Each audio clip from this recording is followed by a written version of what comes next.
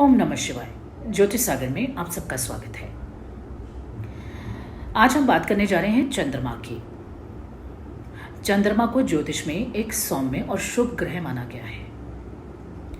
चंद्रमा मनसो जायते, यानी हमारे मन का हाल चंद्रमा ही डिसाइड करता है। जिस भी भाव में चंद्रमा हमारी जन्म पत्रिका में बैठे होते हैं, उस भाव के प्रति हमारा बहुत ही लगाव होता है और उस भाव में वृद्धि भी होती है। मगर यदि हम देखें चंद्रमा का स्वभाव 15 दिन कृष्ण पक्ष, 15 दिन शुक्ल पक्ष, हमेशा घटते बढ़ते रहना, यानी अनस्टेबल। तो जहां पर भी चंद्रमा आपकी कुंडली में होंगे, वहां पे हमेशा ऊंच नीच बनी ही रहेगी।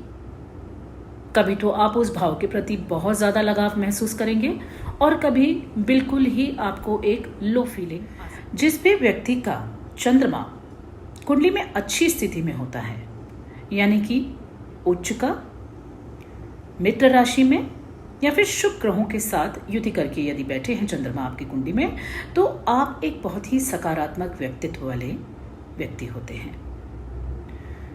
कैसा हमारा मेंटल स्टेट है, कैसा हम फील कर रहे हैं, इसमें चंद्रमा का बहुत बड़ा हाथ होता है।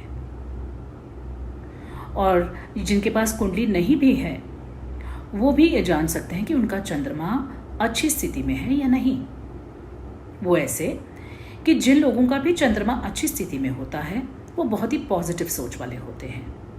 वो जीवन के हर संघर्ष को हंसते हंसते फेस करते हैं और किसी की भी कही हुई बात को कभी भी दिल से नहीं लगाते, बल्कि उसमें से जल्दी ही मूव ऑन कर जाते हैं। वहीं दूसरी ओर यदि व्यक्ति हर छोटी छोटी बात को अपने मन में रख लेता है, बहुत ज्यादा विचार मन में आना, डिप्रेसिव थॉट्स, सुसाइडल थॉट्स, हमेशा मानसिक अवसाद की स्थिति में रहना,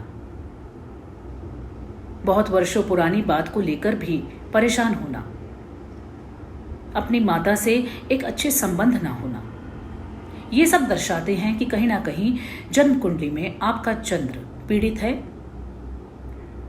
और उसे ठीक करने के लिए आपको कुछ प्रयास अपनी तरफ से करने ही होंगे। चंद्रमा एक राशि में करीबन 2 से 2.5 दिन रहते हैं और एक नक्षत्र में करीबन 24 घंटे। इसीलिए आप देखेंगे कि हमेशा हमारा जो मूड है वो चंद्रमा ही डिसाइड करते हैं और हमारा मूड कभी तो अच्छा होता है और कभी अच्छा नहीं होता। जिन जातकों का चंद्रमा पहले भाव में होता है, पहला भाव हमारी पर्सनैलिटी दर्शाता है, हमारी सोच, हमारे विचार, तो ऐसा व्यक्ति जनरली एक पॉजिटिव थिंकिंग वाला व्यक्ति होता है और उसमें एक गजब की आकर्षक क्वालिटीज होती हैं, यानी लोग उनकी तरफ बहुत ही आसानी से आकर्षित हो जाते हैं। सेंटर ऑफ अट्रैक्शन वो किसी भी जगह पे बन जाते हैं, लोगों को प्रभावित कर सकते हैं, वो लोगों को मदद भी करते हैं। लेकिन कई बार ये चंद्रमा जब पहले भाव में आ जाते हैं तो व्यक्ति कहीं ना कहीं सेल्फ सेंटर्ड भी हो सकता है, यानी अपने बारे में ज्यादा सोच सकता है। वो हमेशा ये ध्यान रखता है कि वो अप टू डेट लगे, जब भी किसी के सामने जाए तो अच्छे से कपड़े पहन के तैयार होकर जाए। और कई बार ये सोच बहुत ज्यादा हो जाती है, जिसके कारण से वो व्यक्ति कई बार परेशान हो सकता है। लेकिन चंद्रमा का ये प्लेसमेंट एक पॉजिटिव प्लेसमेंट है किसी भी जातक के लिए। दूसरे भाव में चंद्रमा यदि कालपुरुष कुंडली में देखें तो उच्च के हो जाते हैं। दूसरा भाव हमारी सेविंग्स का भाव है, हमारे खान पान का भाव है, हमारे चेहरे का भाव है, हमारी वाणी का भाव है। तो यहाँ पर जब चंद्रमा आते हैं तो व्यक्ति अपनी सेविंग्स बढ़ाने के प्रति हमेशा सोचता रहता है। और क्योंकि चंद्रमा का स्वभाव अस्थिरता लिए है, इसलिए कभी तो सेविंग्स बहुत अच्छी होती हैं और कभी सेविंग्स डाउन हो जाती हैं। ये परिवार से भी अपने बहुत अच्छे से जुड़ाव रखते हैं और उनके प्रति ये हमेशा ही प्रेम प्यार का भाव रखते हैं। इन व्यक्तियों को गाने का भी शौक होता है, वाणी भी सौम्य होती है। मगर साथ ही साथ आपको ये भी देखना जरूरी है कि जो ये चंद्रमा दूसरे भाव में बैठे हैं, कहीं ये किसी पाप ग्रह से पीड़ित तो नहीं है या दृष्ट तो नहीं है, क्योंकि फिर इस चंद्रमा के जो रिजल्ट्स हैं वो बदल जाएंगे। तीसरे भाव में चंद्रमा हमारे पराक्रम को दर्शाते हैं। तीसरा भाव हमारी करेज का है, हमारे फ्रेंड्स का है, हमारे पड़ोसियों का है, हमारी कम्युनिकेशन स्किल्स का है, हमारे ऑनलाइन एक्टिविटीज़ का है और हमारी हिडन हॉबीज़ का भी है। जो भी हमारी प्रतिभाएं होती हैं वो भी हम तीसरे भाव से देखते हैं। छोटी यात्राओं का भी भाव है। तो जब चंद्रमा यहाँ आते हैं तो व्यक्ति छोटी दूरी की यात्राएं बहुत ज़्यादा करता है और उसका मन हमेशा इसी में लगा रहता है कि वो कहीं ना कहीं घूमता फिरता रहे। और इवन सोशल मीडिया पे भी ऐसे लोग बहुत ज़्यादा मन लगाते हैं और सक्सेस भी मिलती है। दोस्त भी बहुत अच्छा बिग फ्रेंड सर्कल होता है ऐसे लोगों का, और पड़ोसियों के प्रति भी ये लोग प्रेम प्यार से रहते हैं। तो चंद्रमा जब भी तीसरे भाव में आएंगे तो आपके पराक्रम में वृद्धि कर देंगे, लेकिन अनस्टेबिलिटी भी लाएंगे। चौथा भाव हमारी भूमि, भवन, वाहन और माता को दर्शाता है। जब चंद्रमा यहाँ आते हैं तो व्यक्ति अपनी माता से बहुत प्रेम रखता है, बहुत ही अच्छे संबंध होते हैं। इन्हें एक बहुत ही ब्यूटीफुल प्रॉपर्टी में रहना पसंद होता है और ऐशो आराम इन्हें जीवन में हमेशा चाहिए। अच्छे वाहन चलाते हैं, ब्रांडेड गाड़ियाँ और हर तरह की सुख सुविधा इनके घर में अच्छी होती है। मन में भी ये हमेशा अपने आप को हैप्पी गो लकी जैसी फीलिंग रखते हैं और इनको घर में ही रहना ज़्यादा पसंद होता है कि बाहर जाने में ज़्यादा इंटरेस्ट नहीं लेते हैं। और क्योंकि हमने जैसे कहा कि भाई चंद्रमा का तो व्यवहार ही है अप्स एंड डाउन्स वाला, तो कहीं ना कहीं ये व्यक्ति को कभी कभी मूड स्विंग्स भी दे सकते हैं, क्योंकि चंद्रमा यहाँ पर भी अपनी अस्थिरता साथ लेके आते हैं, मगर ये प्लेसमेंट चंद्रमा का अच्छा माना जाता है। पंचम भाव, ये भाव है हमारी इंटेलिजेंस का, हमारी संतान, लव रिलेशंस, प्रतिभाएं, टैलेंट और हमारा मंत्र भाव भी है। तो ऐसे व्यक्ति बहुत से मंत्र करना पसंद करते हैं। इनके लव रिलेशंस भी एक से ज़्यादा हो सकते हैं। संतान के प्रति इनका प्रेम बहुत ही प्रगाढ़ होता है और इंटेलिजेंस में भी इनकी बुद्धि अच्छा कार्य करती है। साथ ही साथ हमें यह भी देखना ज़रूरी है कि चंद्रमा यहाँ पे किस राशि में बैठे हुए हैं।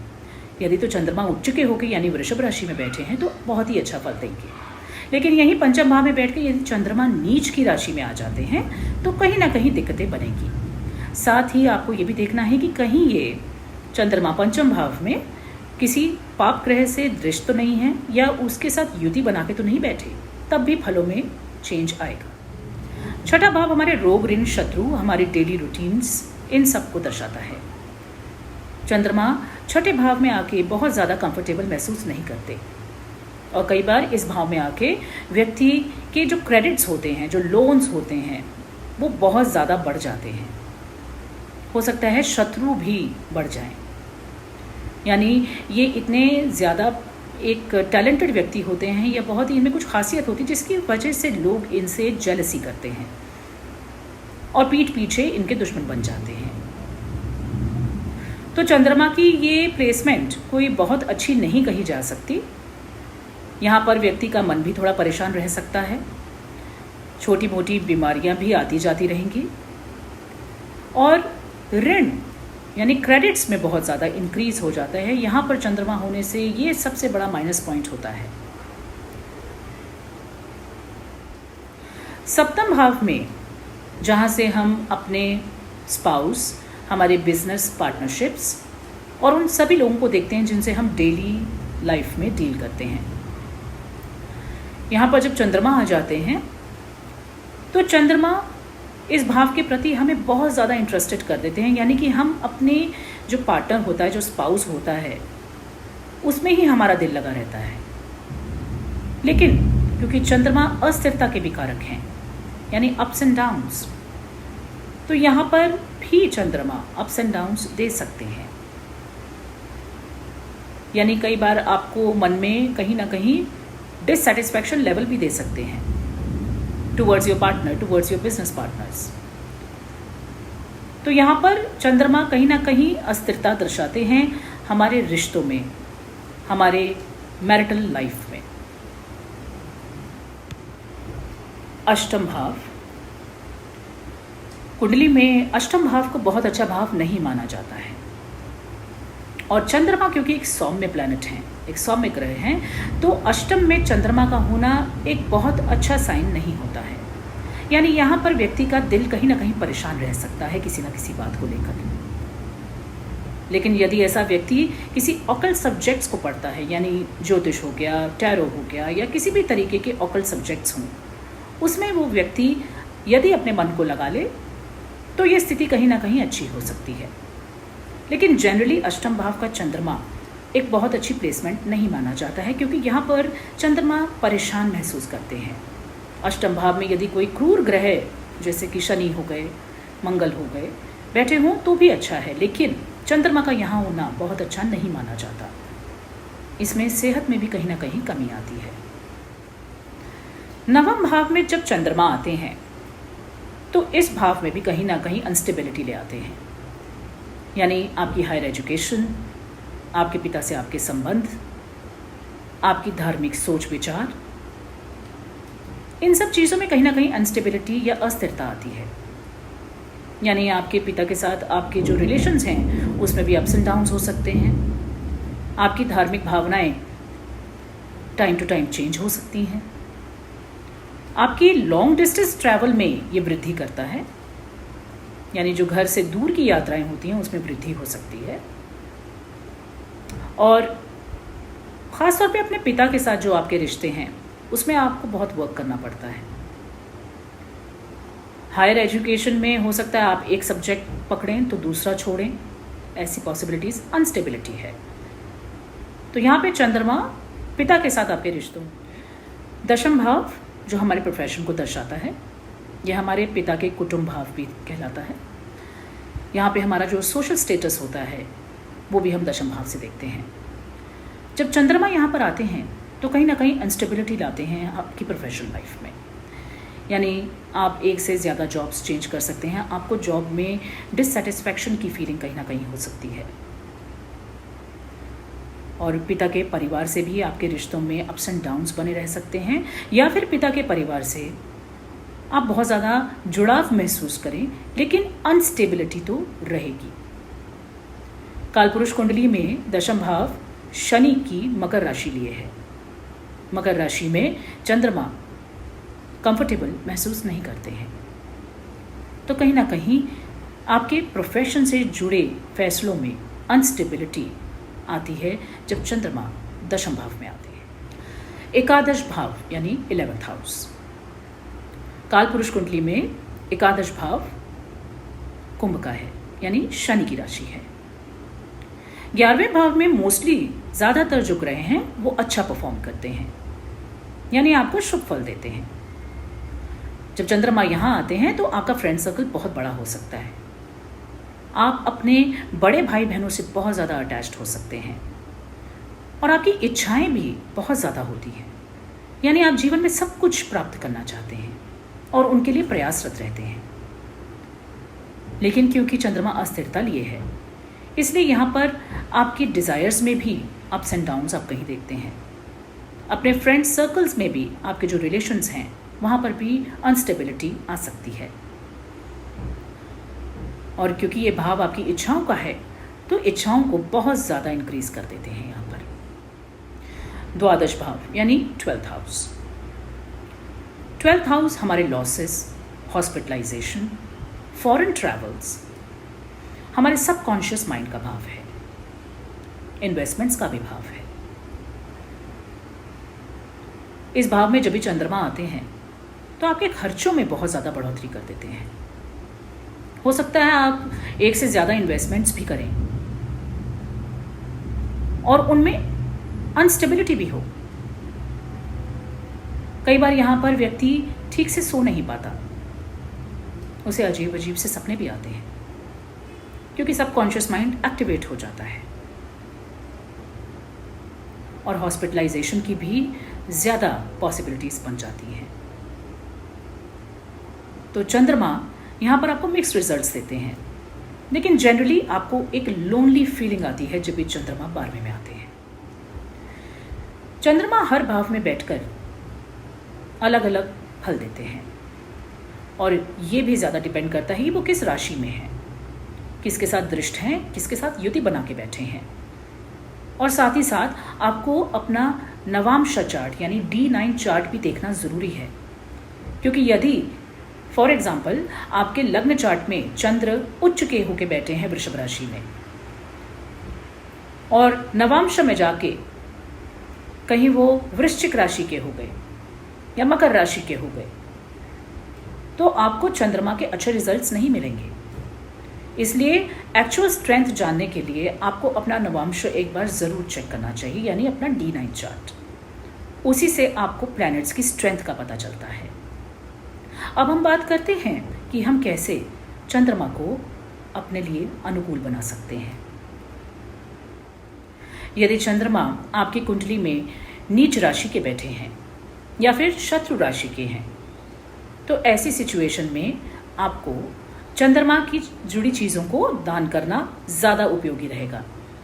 जैसे कि चंद्रमा के जो भी आइटम्स हैं, सिल्वर, दूध, पानी, दूध से बनी मिठाइयाँ, सफ़ेद कपड़ा, ये सब आप या तो ज़रूरतमंद लोगों को दे सकते हैं या फिर मंदिर में दान कर सकते हैं सोमवार के दिन।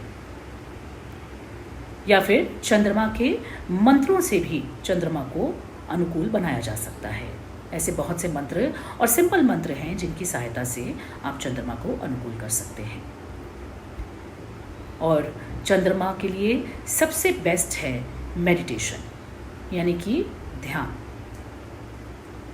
ध्यान की मदद से आप चंद्रमा को बहुत हद तक अच्छे फल देने में सक्षम कर सकते हैं। जो लोग अपने चंद्रमा को मजबूत करना चाहते हैं वो हर पूर्णिमा को सत्यनारायण जी का व्रत रख सकते हैं। व्रत से भी आपको बहुत ही अच्छे रिजल्ट्स मिलते हैं। और पूर्णिमा के दिन व्रत खोलने के बाद आप मंदिर में फूल, फल, चावल, चीनी, इन सब का दान कर सकते हैं।